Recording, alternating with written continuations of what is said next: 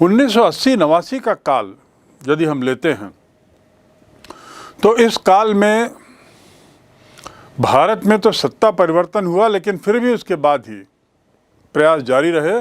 मुख्य रूप से पाकिस्तान सतत रूप से कुछ न कुछ मुद्दों को विवादित बनाता रहा, विवादित रूप से पेश करते रहा, और इसलिए कोई विशेष सुधार नहीं देखा गया। जिन क्षेत्रों में 1980-89 में पाकिस्तान ने सतत रूप से भारत की आलोचना अंतर्राष्ट्रीय मंचों में की, वे मुद्दे मूल रूप से पहला था अनावश्यक रूप से कश्मीर के प्रश्न को अंतर्राष्ट्रीय मंच में ले जाना। अनावश्यक इसलिए क्योंकि शिमला समझौते के तहत इस बात पर सहमति हुई थी कि यह मामला केवल द्विपक्षीय ही माना जाएगा। दूसरा मुद्दा जिस पर पाकिस्तान सतत रूप से भारत के खिलाफ बोलता रहा वह था सियाचिन ग्लेशियर का मामला। देखिए आप, सियाचिन ग्लेशियर की स्थिति, सियाचिन जो है वो विश्व के सबसे ऊंचा युद्ध स्थल माना जाता है, और ठंड इतनी ज़्यादा कि -60-70 डिग्री पर वहाँ पे तापमान रहता है, माइनस में। वह क्षेत्र सामरिक दृष्टि से बहुत महत्वपूर्ण है, क्योंकि सियाचिन को यदि देखें तो आप पाएंगे कि बिल्कुल निकट है वो सीमा से, जहाँ से चारों पांचों देशों की अंतर्राष्ट्रीय सीमाएं वहाँ से देखी जा सकती हैं, या एक तरीके से हम कहें कि चारों पांचों देशों की उन सीमाओं पर नियंत्रण रखा जा सकता है, कम से कम देखा जा सकता है। इसलिए सियाचिन बहुत महत्वपूर्ण। इसको लेकर पाकिस्तान ने बारंबार अपना पक्ष रखने की कोशिश की और विवाद का इसे एक तरीके से मामला बनाया। बल्कि एक समय ऐसा भी आया कि एक तरीके से उसने अघोषित युद्ध की स्थिति बना के रखी, यानी सतत रूप से प्रहार करते रहा, सैनिक प्रहार करते रहा, लड़ाइयाँ छोटे छोटे स्तर पर होती रही, बैटल्स होते रहे। तो ये दूसरा मुद्दा जिस पर पाकिस्तान सतत रूप से भारत को परेशान करते रहा। तीसरा, पाकिस्तान इस काल में हम देखते हैं कि बहुत ज़्यादा उसने हथियारों का अर्जन किया, बहुत हथियार खरीदे, अपनी फौज के आधुनिकीकरण में उसने काफ़ी पैसा खर्च किया, और पाकिस्तान भी इसमें, अमेरिका भी इसमें पीछे नहीं था। वह पाकिस्तान की सामरिक मदद, आर्थिक मदद पूर्ण रूप से किया, भरपूर किया। हाँ, इसके पीछे एक कारण शीत युद्ध भी माना जा सकता है, क्योंकि ये वो काल है 80 से 89 का काल जब शीत युद्ध काफ़ी कुछ अपना चरम सीमा पे था, और बल्कि 1990 में तो शीत युद्ध समाप्त हुआ। लेकिन उसके पहले जो हथियारों की होड़ चली थी उसका असर इस क्षेत्र में भी दिखता है, और अमेरिका ने पाकिस्तान को हथियारों से लाद दिया। उसके कारण कुछ और भले बताए गए होंगे, लेकिन मूल उद्देश्य तो भारत ही था। मूल लक्ष्य इन हथियारों को पाने के पीछे भारत के विरुद्ध तैयारी करना था। इस अवधि में ये बात भी साफ हो गई कि पाकिस्तान जो है वह सतत रूप से भारत का विरोध करता रहेगा, और उस सतत विरोध की श्रृंखला में उसने बेशर्मी की हद पार कर दी जब पंजाब में आतंकवाद को प्रोत्साहन दिया। ये बात पूरी तरह साफ हो गई थी कि पाकिस्तान का आतंकवाद पाकिस्तान के द्वारा पंजाब का आतंकवाद स्पॉन्सर किया जा रहा था। पंजाब में जो समय आतंकवादी गतिविधियां शुरू हुई थी, जो एक अच्छी बड़ी समस्या बन बैठी थी, उसके पीछे पाकिस्तान का हाथ था। तो इस प्रकार हम देखते हैं कि इस काल में पाकिस्तान ने सतत रूप से ये चेष्टा की, ये धृष्टता की कि वो भारत को परेशान करता रहे। एक बहुत अच्छा डेवलपमेंट इन सब घटनाओं के बाद होता है, और वो है संयुक्त आयोग की स्थापना। दोनों देशों ने निर्णय लिया कि एक आयोग बैठाया जाए जो अपने उप आयोगों के माध्यम से विभिन्न क्षेत्रों में भारत और पाकिस्तान के बीच के संबंधों को बेहतर बनाने का प्रयास करे। ज़िया-उल हक तत्कालीन राष्ट्रपति, वे दिल्ली आते हैं और एक संयुक्त आयोग का गठन होता है और आर्थिक, व्यापार, सांस्कृतिक और पर्यटन क्षेत्र में उप आयोग बनाने की सहमति होती है। और समय के साथ ऐसा देखा गया कि यह संधि जो थी, यह संयुक्त आयोग का जो गठन हुआ, ये एक मील का पत्थर साबित हुआ। यद्यपि हिंद साइड में और ज़्यादा पीछे जाकर, आगे जाकर हम देखें तो पाएंगे कि सब अंत में निरर्थक निकला, क्योंकि इसकी घोषणा होने के बाद कोई विशेष सार्थक कार्य इस बात पर नहीं हो पाया। विदेश मंत्रियों की वार्ताएं भी हुई, लेकिन संयुक्त आयोग जिस उद्देश्य से स्थापित हुआ था, वह अपने उद्देश्य को पूरा करने में असफल रहा। 80-89 का जो काल है, इसका एक बहुत महत्वपूर्ण पीरियड है 1984 से 1986, जब राजीव गांधी लगभग 6 बार ज़िया-उल हक से वार्ता करते हैं।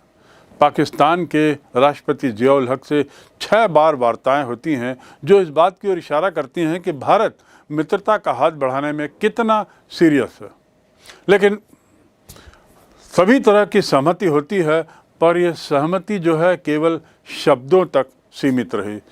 सितंबर 87 में पाकिस्तान ने सियाचिन में तो आक्रमण ही कर दिया था, जैसा मैंने जिसे अघोषित युद्ध की संज्ञा दी है। तो ये इस बात को बताता है कि भारत पाक संबंधों में कोई सुधार विशेष नहीं हुआ है, बल्कि तनाव आ गया। ये 87 की बात है। नवंबर 88 में पाकिस्तान में सत्ता परिवर्तन होता है, ज़िया-उल हक की सरकार पलटती है और बेनज़ीर भुट्टो लोकतांत्रिक तरीके से वहाँ पर प्रधानमंत्री बन के आती हैं, जिससे भारत एक तरीके से खुश होता है। दिसंबर 88 में दोनों प्रधानमंत्रियों की बातचीत होती है, बेनज़ीर भुट्टो की भारत के प्रधानमंत्री से, और जनवरी 89 में कुछ समझौते होते हैं। ये समझौते होते हैं अपने दृष्टि से एक सांस्कृतिक मामले को लेकर और एक परमाणु संयंत्रों पर आक्रमण न करने को लेकर, और उसके अलावा तीसरा समझौता जो होता है वह दोहरी नीति को समाप्त करने संबंधी एक व्यापक समझौता, जिसके तहत व्यापार के क्षेत्र में आगे बढ़ने की बात होती है। दोनों देश सियाचिन क्षेत्र में भी अपनी अपनी सेनाओं को कैसे तैनात करेंगे, इसको लेकर भी एक समझौता होता है। तो ये 3 समझौते हम देखते हैं 1988 में सत्ता परिवर्तन के बाद बेनज़ीर भुट्टो के काल में होते हैं। सियाचिन में आर्मी की पोजीशन, भारत और पाकिस्तान की फ़ौज की क्या पोजीशन रहेगी, इस पर समझौता बहुत अहम मायने रखता है, क्योंकि वह उस क्षेत्र के में पदस्थ सैनिकों के लिए थोड़ा राहत देता है। सन 90 से 96 के बीच का दौर भारत पाक संबंधों के बीच में कैसा रहा। 80 से 89 के दौर को हमने सरसरी नज़र से देखा। अब 89 के बाद 90 से 96 के बीच में क्या होता है कि पाकिस्तान द्वारा जम्मू कश्मीर, पंजाब और असम में एक तरीके से आतंकवादी, अलगाववादी गतिविधियों को मदद देने का प्रयास होता है, और आतंकवाद यहाँ बढ़ता है कश्मीर में, आसाम में और पंजाब में। पंजाब और असम में तो असफल हुए, लेकिन जम्मू कश्मीर में वो अभी भी सतत रूप से लगा हुआ है और सतत रूप से हस्तक्षेप कर रहा है। अमेरिका भी उसकी मदद कर रहा है। शिमला समझौता, जो दोनों देशों के बीच के द्विपक्षीय रूप से द्विपक्षीय समझौते के रूप में देखा जाता है, उसकी खुली अवहेलना पाकिस्तान इस काल में करता है। वह अंतर्राष्ट्रीय मंच पर लगातार इसका प्रावधान का उल्लंघन करते रहा। संयुक्त राष्ट्र संघ, इस्लामिक देशों का सम्मेलन, निर्गुट सम्मेलन, दक्षेश सम्मेलन, सब जगह सार्क सम्मेलन, सब जगह मामला उठाता रहा। 1994 में तो जिनेवा में उसने तो अपनी भरसक कोशिश की। जिनेवा कॉन्फ्रेंस जो एक अंतर्राष्ट्रीय कॉन्फ्रेंस थी, उसमें कश्मीर मुद्दे को उसने खुले रूप से सामने रखने की कोशिश की और संयुक्त राष्ट्र संघ से हस्तक्षेप करने का प्रस्ताव रखा। सौभाग्य से ये प्रस्ताव सफल नहीं हो पाया। इसके साथ ही इसके बावजूद भी पाकिस्तान सतत रूप से इस काल में विश्व बाजार से सैन्य आधुनिकीकरण के प्रयास में हथियार खरीदते रहा। बड़ी मात्रा में हथियार खरीदे अमेरिका से और अन्य बाज़ारों से। पाकिस्तान जहां एक और दक्षिण एशिया को, यहाँ पे आपको ध्यान देने की बात है कि दक्षेश सम्मेलन में, सार्क सम्मेलन में, जहां एक और पाकिस्तान बात करता है कि इस क्षेत्र को आणविक शस्त्रों से मुक्त करें, वहीं दूसरी ओर स्वयं बहुत बड़ी मात्रा में हथियारों का जखीरा इकट्ठा कर रहा है। और पूरे इस कार्यक्रम में पूरे मनोयोग से लगा हुआ है। ऐसी स्थिति में भारत द्वारा पाकिस्तान के प्रति शंका होना स्वाभाविक है और फिर भी भारत पाकिस्तान के साथ संबंध बनाने की कोशिश कर रहा है। पाकिस्तान के समक्ष शक्ति के लिए प्रस्ताव भी उसने रखे हैं, यद्यपि इन प्रस्तावों का कोई पॉजिटिव सिग्नल नहीं आया है। और ये जो प्रस्ताव थे भारत के बड़े अहम थे, क्योंकि ये जम्मू कश्मीर की सीमा रेखा पर शक्ति संबंधी थे कि किसनी फौज किसको रखनी है, इस संबंध में भारत ने प्रस्ताव रखा था। सियाचिन में सेनाओं की स्थिति को लेकर प्रस्ताव रखा था और ऐसी आणविक मामले में पहले न प्रयोग करना संबंधी प्रस्ताव था। लेकिन पाकिस्तान ने इसका भी कोई ख़ास जवाब नहीं दिया है और इस क्षेत्र के तनाव को कम करने संबंधी इन प्रस्ताव को स्वीकार न करके सिद्ध किया है कि भारत के संबंधों के सामान्यीकरण की दिशा में पाकिस्तान कतई रुचि नहीं रखता। दूसरे शब्दों में हम कह सकते हैं कि इस प्रश्न का उत्तर हमें अभी तक मिल गया है कि हम कैसे कहते हैं कि पाकिस्तान भारत के साथ सामान्य संबंध बनाने में इच्छुक नहीं है। इसके उत्तर हमको मिल चुके हैं।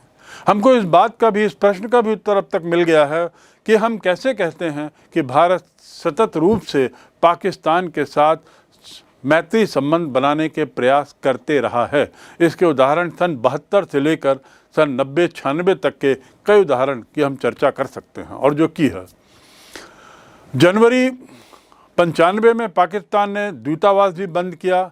97 में जब वहाँ लोकतंत्र पुनः वापस आया तो फिर ऐसी बातचीत हुई, लेकिन कोई खास अंतर नहीं रहा। निष्कर्ष ये कि भारत के द्वारा सतत रूप से मैत्री के प्रयास रहे और पाकिस्तान के द्वारा सतत रूप से कश्मीर का राग अलापा गया। भारत के बिग ब्रदर के बर्ताव का राग अलापा गया और शिमला समझौते का पाकिस्तान ने सतत रूप से उल्लंघन किया है, सतत रूप से उल्लंघन किया। ये कहना मुश्किल है कि 5 मिनट की बातचीत से रास्ता निकल जाए या आपसी विश्वास का माहौल बने, क्योंकि सीमा पार से जो लगातार आतंकवाद का जो क्रम जारी है, उससे पाकिस्तान की तरफ से कोई ठोस प्रस्ताव नहीं मिल रहा है। और जब तक पाकिस्तान कोई सा ठोस कदम नहीं उठाएगा, ये अविश्वास कम नहीं हो पाएगा। पाकिस्तान ने कई बार वैसे भारत की कुछ समस्याओं को लेकर बड़ी गहरी चिंता भी बताई है। जैसे गुजरात की जो समस्या थी, गुजरात में जो त्रासदी हुई, उस त्रासदी के दौरान पाकिस्तान ने जिस तरीके से संवेदना व्यक्त की, उसकी प्रशंसा भी हुई। वहाँ उसने 3 विमानों से राहत की सामग्री भी पहुँचाई और भारत ने भी उसकी मदद को स्वीकार किया। ये मानवीय धरातल पर कुछ हद तक दोनों के बीच में एक समझ है, लेकिन कई बार मानवीय धरातल पर मानवीयता का मुद्दा पीछे हो जाता है और परंपरागत दुश्मनी एक तरीके से सामने आ जाती है। सवाल ये है कि ऐसे सरोकार तो हमेशा ही रहने चाहिए और इंसानी दुख की पहचान करने के लिए हमें किसी प्राकृतिक आपदा, प्राकृतिक समस्या पर निर्भर नहीं होना चाहिए। लेकिन दुर्भाग्य से दोनों के बीच की निकटता ये प्राकृतिक आपदाओं के समय ही ज़्यादा प्रकट होती है, अन्यथा कश्मीर मुद्दा, आतंकवाद का मुद्दा, शास्त्रीकरण का मुद्दा, ये सतत रूप से हम दोनों के बीच में एक समस्या के रूप में सामने खड़ा हुआ है। सन 2001 में 13 दिसंबर 2001 पाकिस्तान ने तो हद ही कर दिया जब 13 दिसंबर 2001 को संसद में आतंकवादियों ने हमला किया और खोजबीन के दौरान मालूम हुआ कि ये पाकिस्तानी आतंकवादी या भाड़े के पाकिस्तानी आतंकवादी थे। यानी इस भारत की जो संप्रभुता का जो प्रतीक चिन्ह है, संसद, जो देश को चलाता है, वहाँ पर आतंकवादियों का हमले की बात सोचना और उसके बाद उनको मदद करना, ये भारत और पाकिस्तान के बीच बहुत ज़्यादा कटुता ले आता है। वैसे ही बिगड़े हुए संबंध थे, इन संबंधों पर एक तरीके से काली छाया फैल गई और 1972 के बाद जो नॉर्मलाइजेशन का प्रयास चल रहा था वो एक तरीके से फिर रुक गया। ये जो आक्रमण है, ये भारतीय जनतंत्र के मर्मस्थल पे होने वाला आक्रमण हम कह सकते हैं।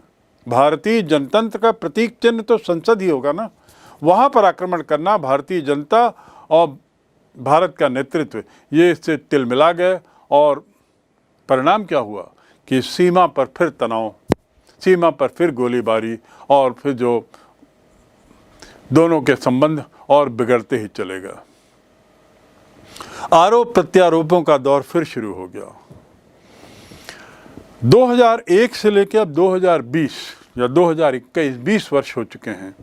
इस 20 वर्ष के काल में सैनिक सत्ता भी रही और उसके बाद गत 15 वर्षों से, कुछ वर्षों से वहाँ भी लोकतांत्रिक सरकार है।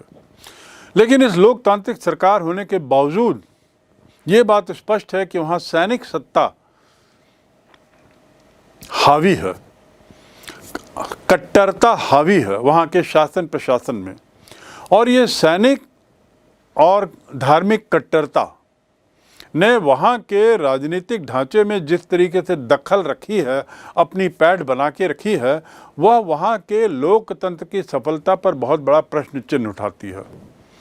परिणाम स्वरूप क्या होता है कि तत्कालीन प्रधानमंत्री नवाज शरीफ और वर्तमान प्रधानमंत्री इमरान खान ये सैनिक सत्ता और मुल्लाओं की आवाज़ में बात करते हैं और जब इनकी बातों या इनके इशारों पर वहाँ की सरकार कार्य करती है तो निश्चित रूप से कश्मीर, सेना और धार्मिक तनाव, आतंकवाद, इसको बढ़ावा ही मिलेगा। तो आज के परिप्रेक्ष्य में हम देख सकते हैं कि भारत पाकिस्तान के संबंध बद से बदतर ही हुए हैं। साथ ही तालिबान का मुद्दा, जो अफगानिस्तान का मुद्दा है, वास्तव में उससे जिस रूप से पाकिस्तान जुड़ गया है, उसने भारत पाकिस्तान के संबंधों को रसातल पर पहुंचा दिया है और बहुत ज़्यादा तनाव दोनों के बीच में बढ़ गया है। तो आज तालिबानी मुद्दा भी कश्मीर और सैनिकरण, परमाणु के मुद्दे के साथ साथ हम दोनों के तनाव के बीच में जुड़ चुका है।